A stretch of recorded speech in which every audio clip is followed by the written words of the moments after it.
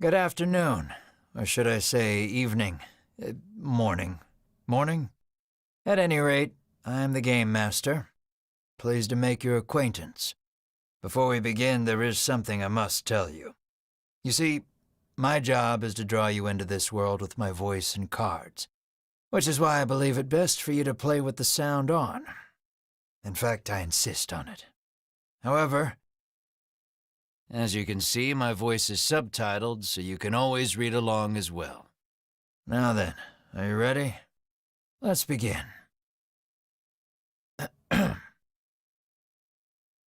Welcome to Voice of Cards.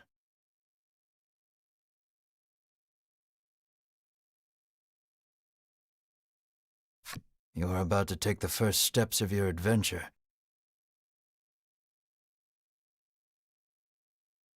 Through a realm of sword and sorcery you will travel, battling bloodthirsty monsters as you strive to realize your ambitions. I have every faith you will accomplish great things here.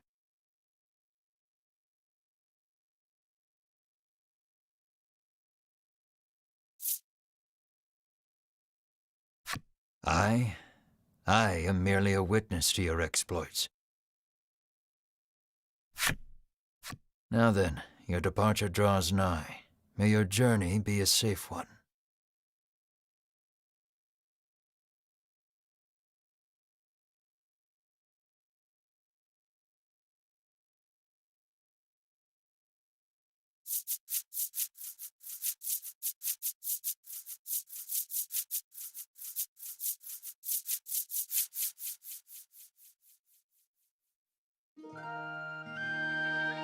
This is Castle Advent. Queen Nilla reigns over the kingdom from within its walls.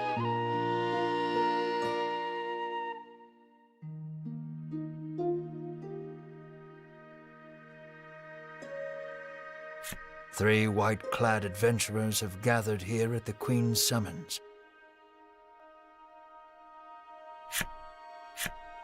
Present yourselves, O faithful of the Ivory Order.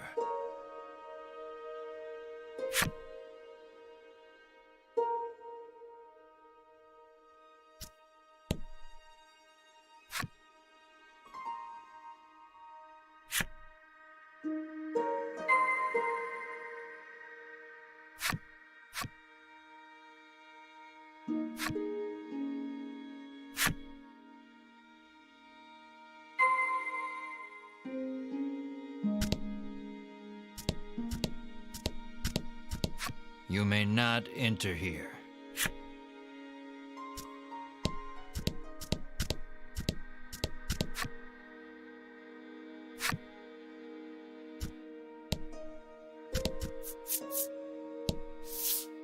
From upon her throne, the Queen regards the adventurers.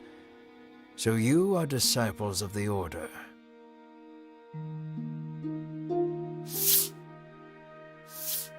The youngest of the three steps forward. She holds herself with well-born grace. I am Winifred of the Ivory Order, Your Majesty, she says. I lead this fellowship. She bows, glancing to her two companions.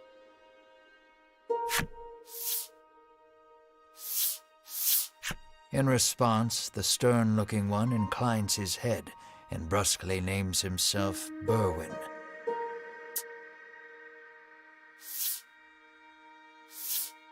The older man is the picture of courtesy as he genuflects and introduces himself as Hedwyn.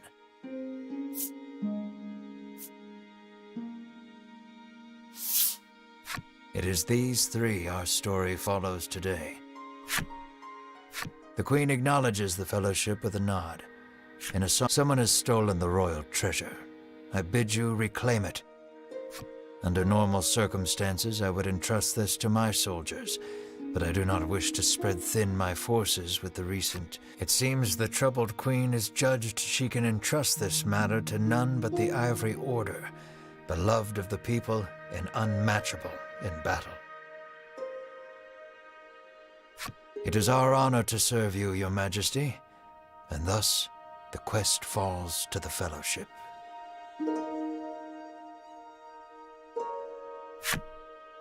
Short of any clues that could lead them to the culprit, however, they press the Queen for further information.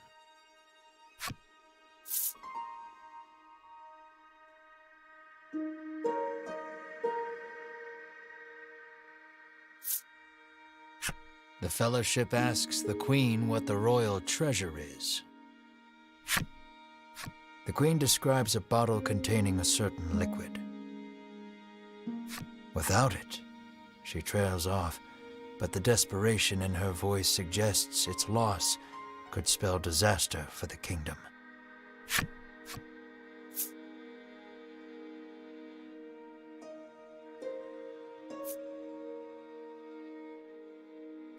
The Fellowship asks the Queen if she knows anything about the thief. The Queen says witnesses might be found at Nexton.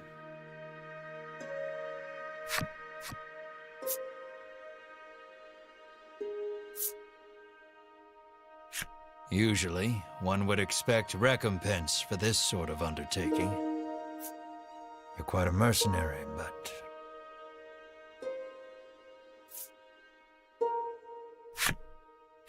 As demanding a reward would go against the tenets of the Ivory Order, you hold your tongue. The Queen, however, has already said she will reward the Fellowship with whatever they desire. It seems the royal treasure is just that important. Pray tarry no longer here. I await news of your success. The Fellowship bows and takes their leave.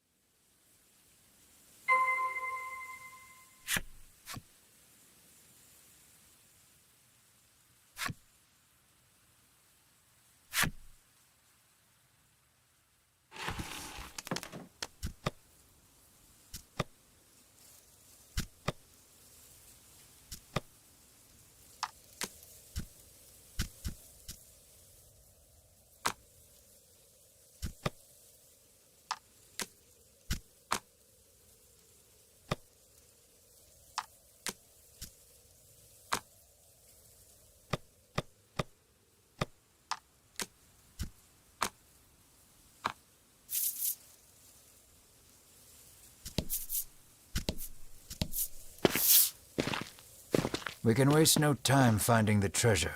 Winifred strides toward town. Wait, cries Berwin, blocking Winifred's path. A monster. You dare stand in our way? Edwin scowls at the foul creature. It lunges at the Fellowship.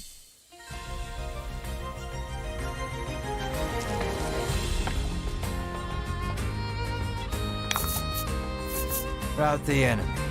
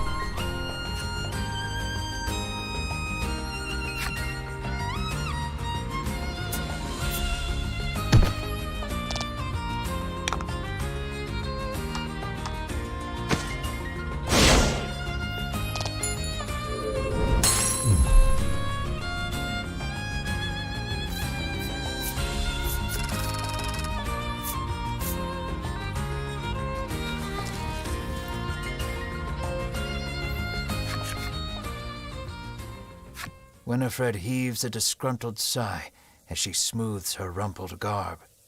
Showing no signs of weariness from battle, Berwin silently wipes the monster's ichor from his weapon. Hedwyn inspects the remains of their foe. "The Queen spoke true," he mutters. Winifred gives a grim nod at his words. Mayhap the treasure's theft and the monster's behavior are connected somehow. First things first, the Fellowship needs to gather more information. To Nixton they set their sights.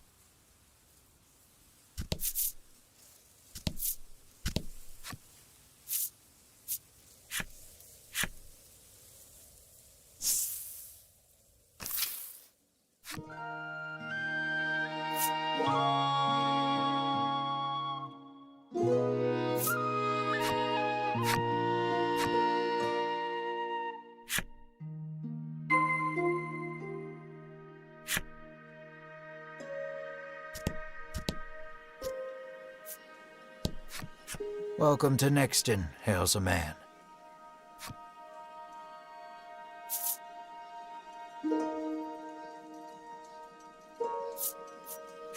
The Fellowship asks if he's heard anything about the theft of the royal treasure. The man's eyes widen. He leans close to Winifred and whispers something. "Welcome to Nixton."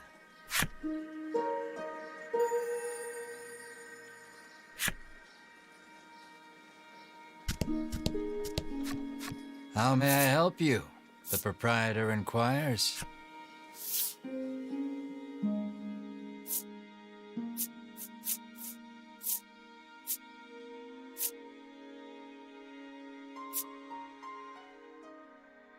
"Will that be all?" the proprietor asks.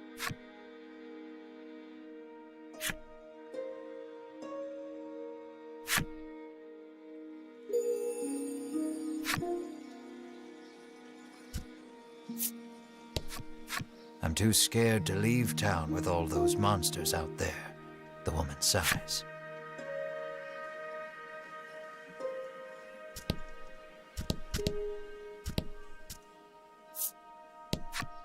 The man helpfully advises you take the opportunity to purchase equipment and curatives while you are in town.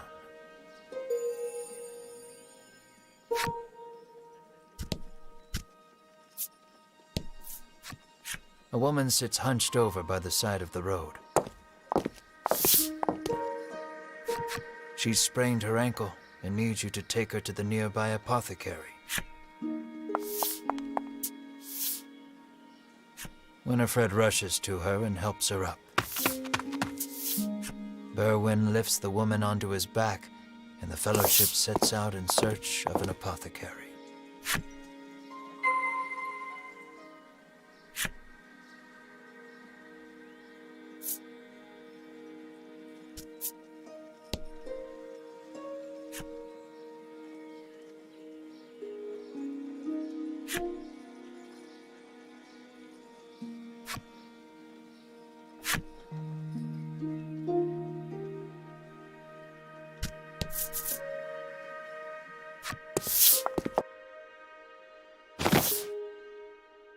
You arrive at the apothecary.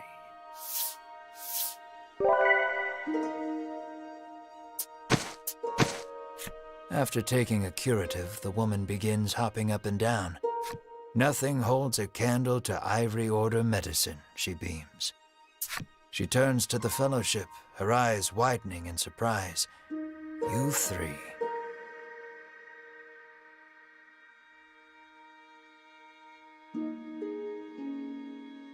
It seems she's only now realized the Fellowship are disciples of the Ivory Order. The woman takes each of their hands in turn, thanking them for their service. The Ivory Order is famous for providing medical supplies throughout the... Every smile the Order brings to someone's face makes Winifred proud to be a disciple.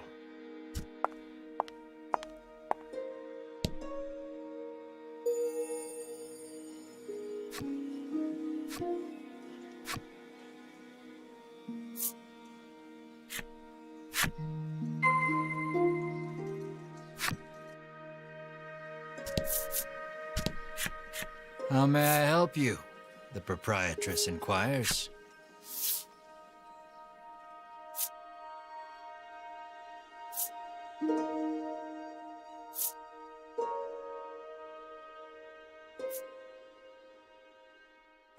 Will that be all? The proprietress asks.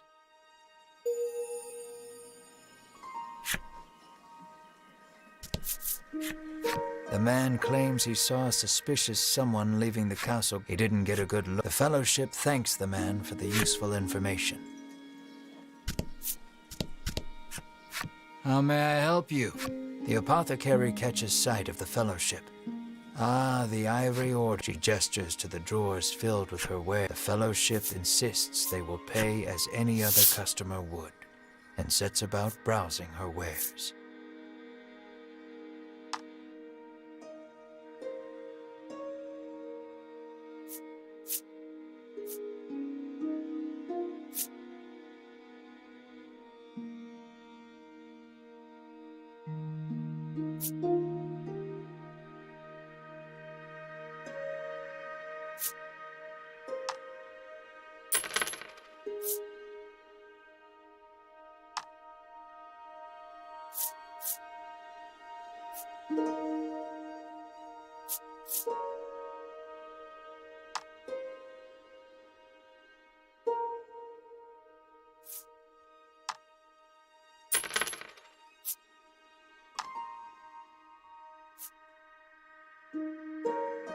Will that be all?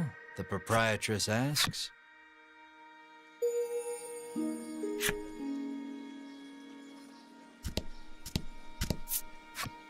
The woman begs the Fellowship for their autographs. She seems to greatly admire the Order. I know there's nothing to worry about with disciples of the Order. Upon asking, the woman says she was attacked by a monster out. A strange creature, she says, nothing but bones, and it clutched a bottle of medicine as if its life depended on it.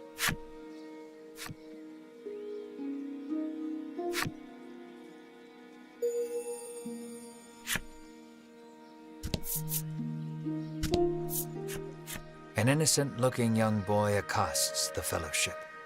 Want to play a game with me? He asks expectantly. In this parlor, you can play cards. The child rambles on, wheedling you. I'll give you this if you play with me.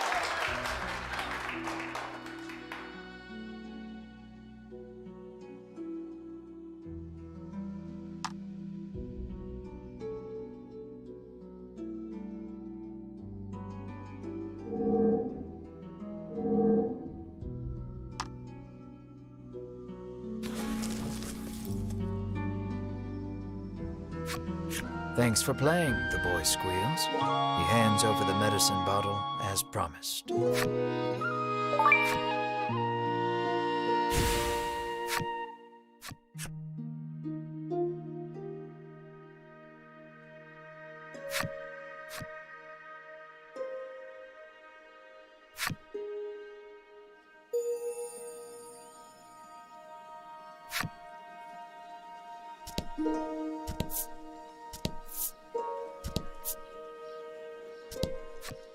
You make your way to the inn, where you're greeted with a hearty hello by the owner. You're from the Ivory Order, aren't you? Thanks to a royal decree, you're allowed to stay the night for free. And you're not about to refuse such hospitality. Apparently, there's a monster lurking around the outskirts of town, stealing medicine. Rumors claim the monster fled to the west.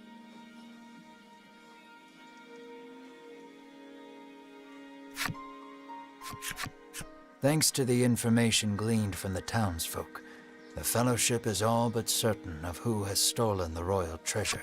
The first clue was the Queen's description of the treasure, a small bottle containing a certain liquid. Then there's the bony figure seen fleeing town, the skeletal monster clutching the bottle of medicine, and the monster that fled west. From all that information, the Fellowship distills the thief's true identity.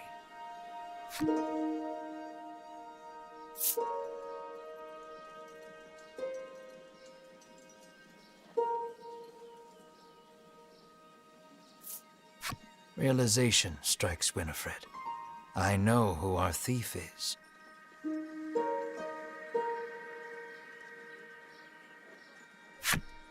The monster made of bones, Hedwyn interjects. The one that fled west. Berwyn nods in agreement, as if to say, another sage pronouncement from the great and wise Hedwyn.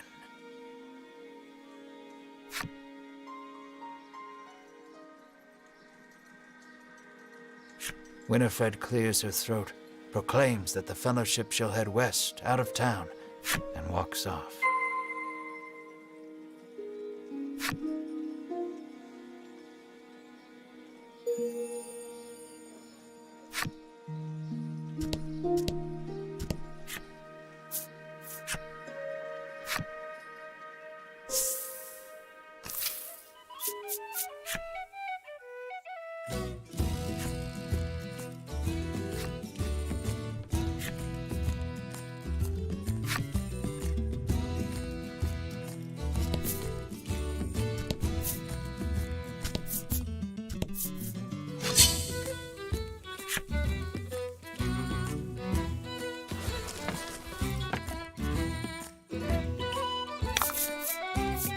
Let's do this.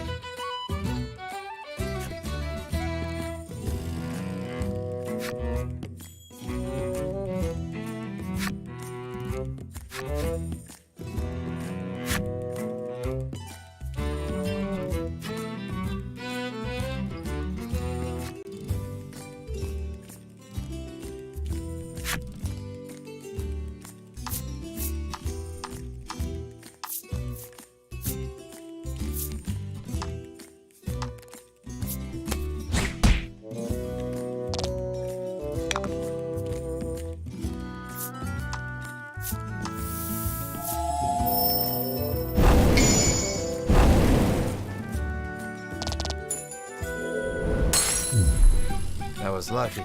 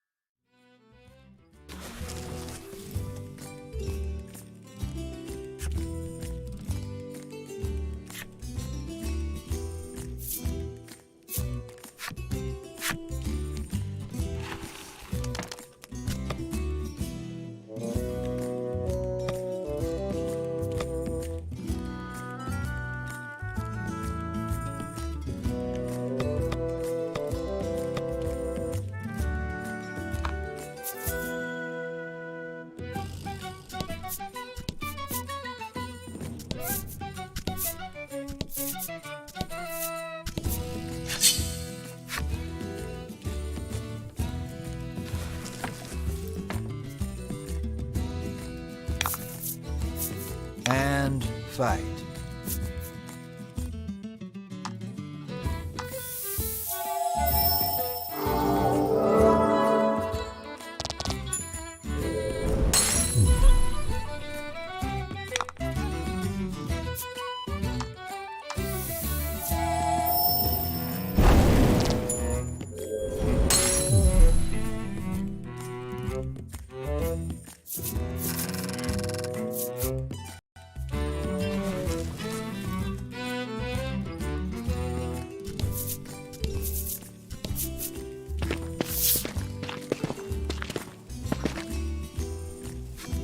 The Fellowship moves westward, only to be unnerved by the sight of a human figure moving through the trees. The presence of large packs suggests a traveler.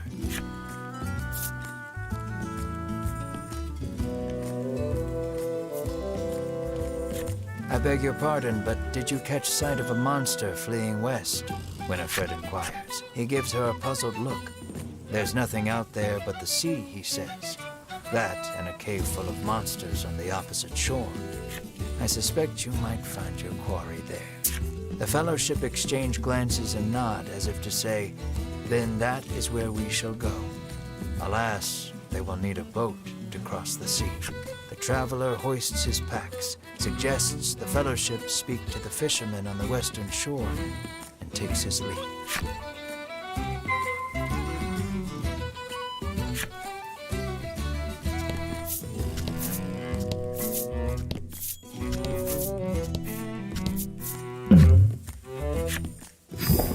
A monster appears to be in pain. You may be able to aid it by administering some antidote.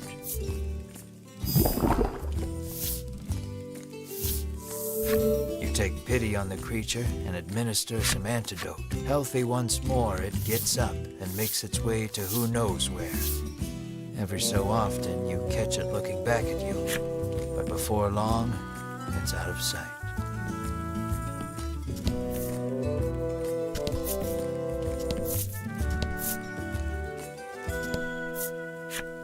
The Fellowship comes upon an anchored ship. Close by, a fisherman of exquisite physique hauls a net out of the water, his muscles rippling.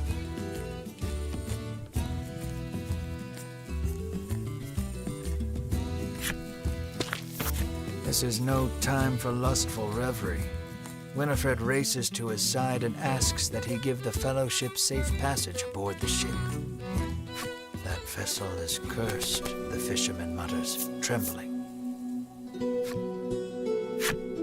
Night after night, it leaves port without a soul aboard, headed I know not where.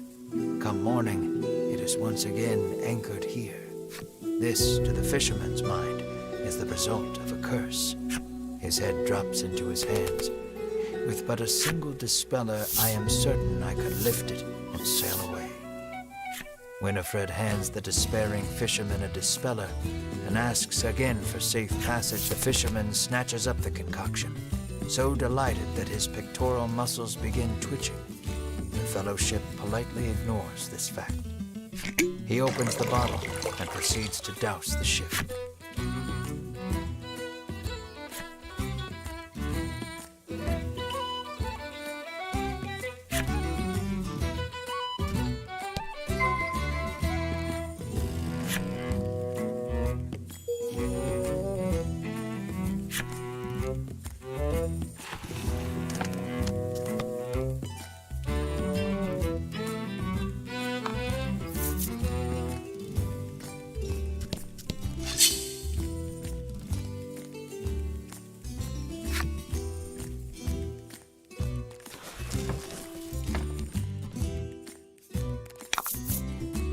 And fight.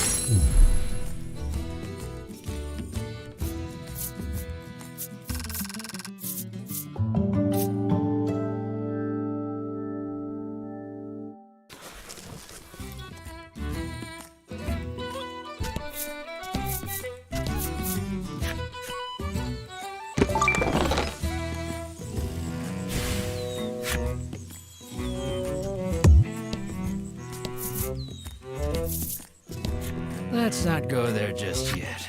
I haven't quite finished the story for that section, you see.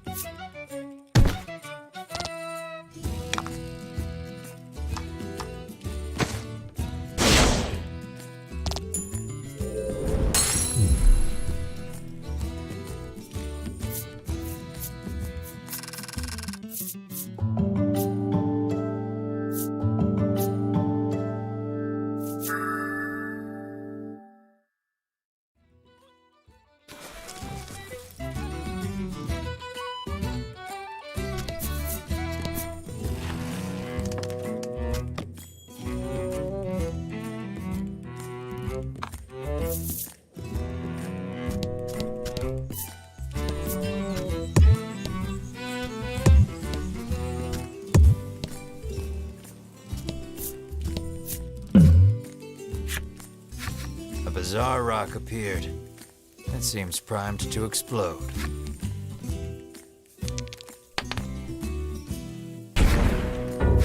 The bizarre rock transformed into an aqua rock. The only way out of this fight is through it.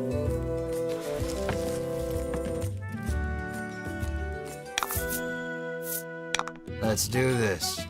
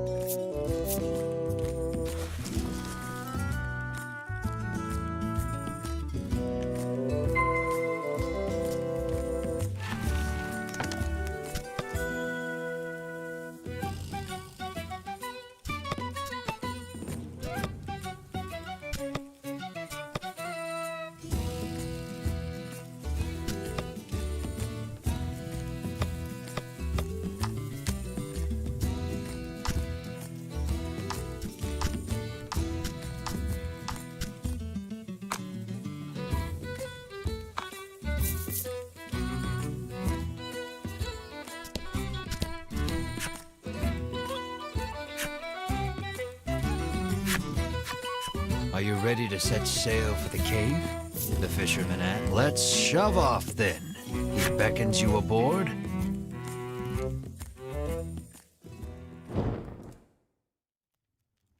The Fellowship arrives at the mouth of a dank cave. Its damp, rocky expanse threatening to swallow. The fisherman has anchored the ship in the cove. Come back here when you're ready to return to the mainland, he says.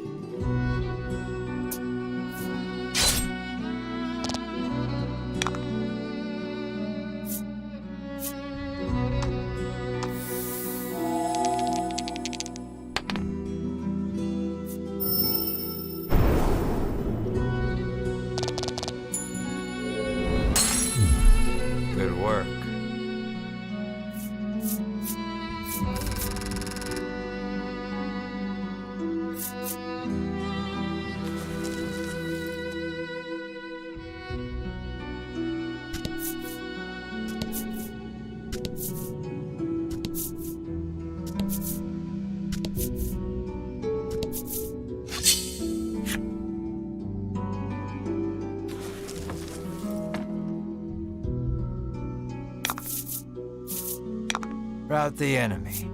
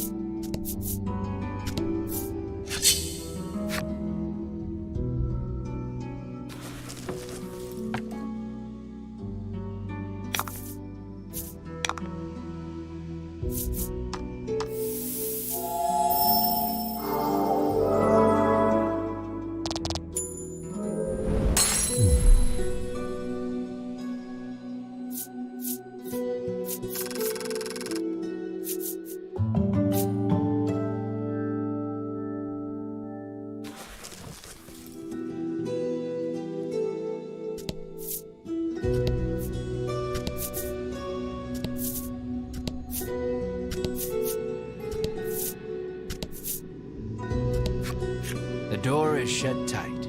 You spy a keyhole on it, suggesting the existence of a corresponding key.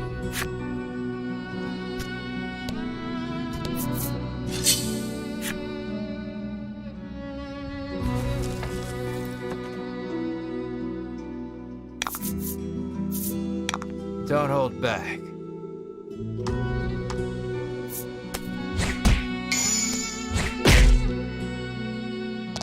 Fortune favors the bold.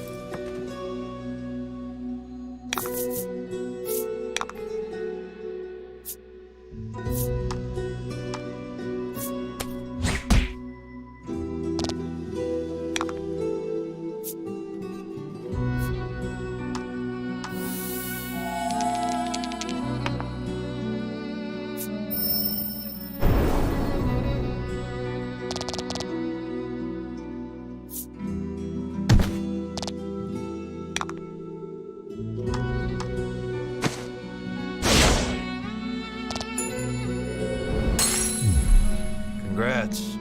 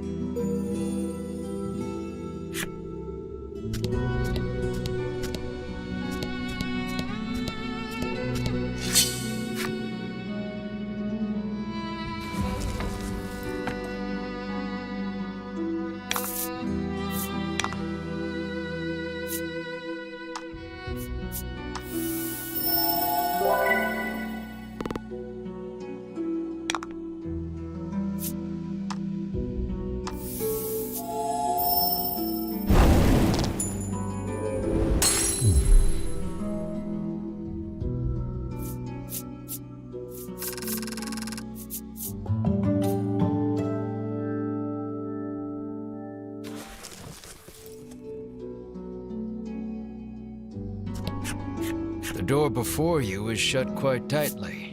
It appears to have the Fellowship slides the simple key into the keyhole and turns it. The lock opens with a thunk.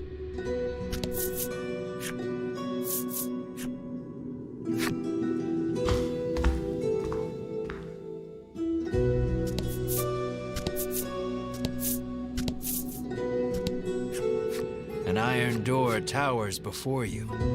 It has rather conspicuous handles.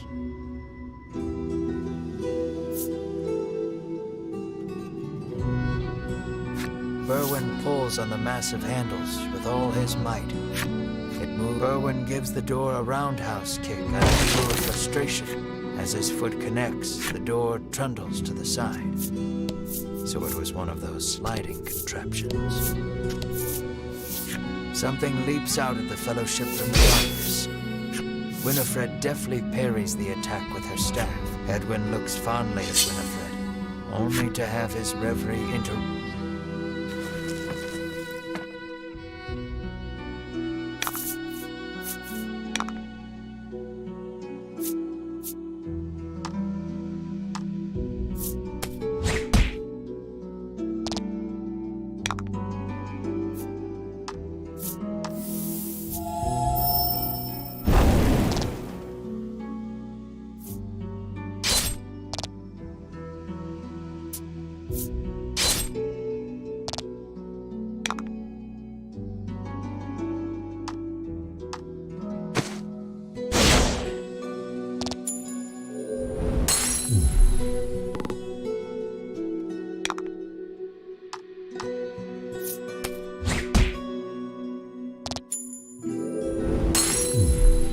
Congrats.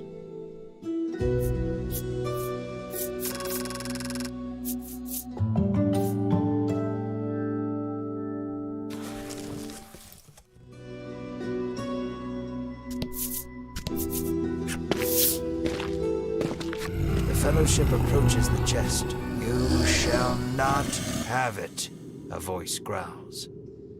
The Fellowship warily eyes their surroundings as several somethings leap out of the shadows.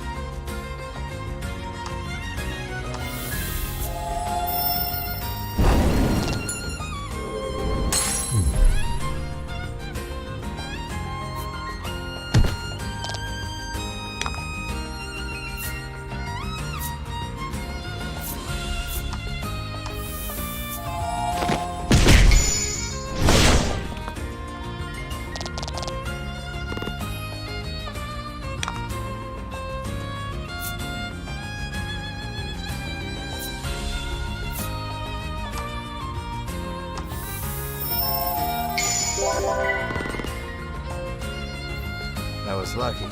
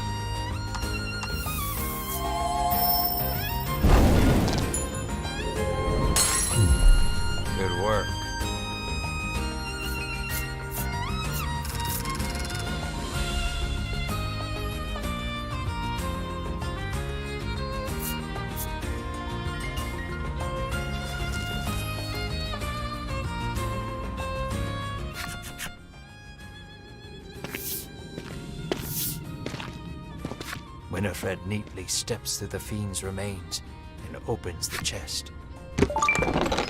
Inside is what appears for all the world to be at last. The royal treasure is in safe hands once more, Hedwyn sighs. Winifred and Berwin, now treasure in hand, the Fellowship exit the cave, exulted. In time, the Fellowship find themselves before the Queen once more. They offer her the retrieved treasure. As reward for the arduous task of returning our prized possession, I bid you name anything you desire, she proclaims. She is positively beaming and seems prepared to shower the Fellowship with riches, whether they demand. But at that moment, a massive roar, the likes of which had never been heard before, shakes the entire castle. As the roar recedes, one of the royal guard, pale as a sheet, bursts into the royal hall. He struggles to gather his breath. Just now, over the castle, a dragon, he pants to Queen. A dragon. So the great evil has returned.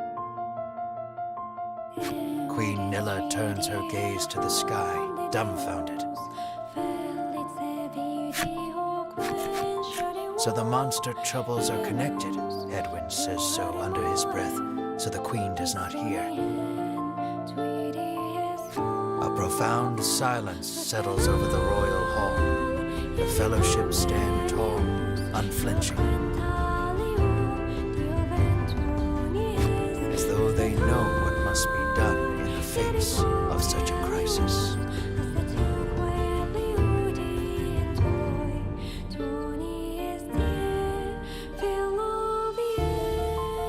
What will become of the land now that the dragon has returned?